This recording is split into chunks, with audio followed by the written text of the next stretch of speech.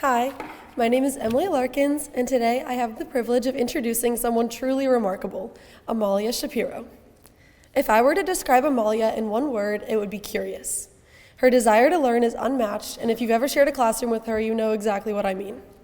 Amalia has this incredible ability to make any lesson more interesting, not just for herself, but for everyone around her. Whether she's steering a teacher onto a tangent or uncovering a story from their personal lives, Amalia's curiosity is contagious. Her questions simply must be answered, and if it means getting up from her desk and standing right next to the teacher to make sure that they are, she's not afraid to do it. And speaking of being unafraid, Amalia never hesitates to talk to people she doesn't know well, a quality I've often envied. She is outgoing and extroverted, which gives her the magical ability to make anyone feel welcomed and included. Amalia is more than just inquisitive. She's someone who inspires us to look deeper and never stop learning. And I have no doubt that her curiosity will lead her to extraordinary places. It's an honor to introduce someone who brings such a light to our class. I give you Amalia Fernandez Shapiro.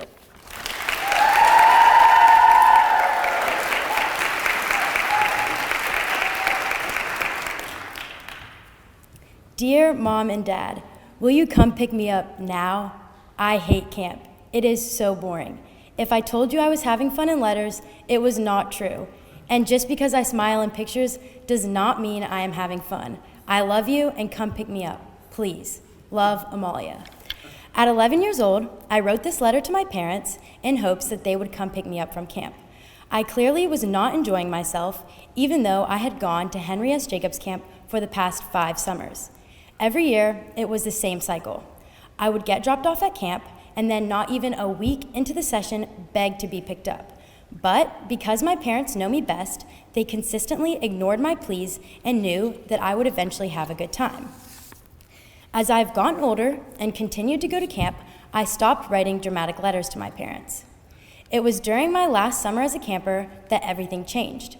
As the oldest campers, we went to camp for almost double the time and met people from the other session. Another privilege we had was living in our own secluded part of camp. We call it China.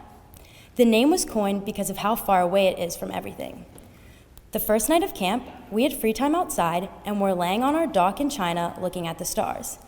Since camp is in the middle of nowhere, we were under a blanket of darkness where the stars always shine bright. The Big Dipper was particularly vivid from the dock and became the stars we would always look for.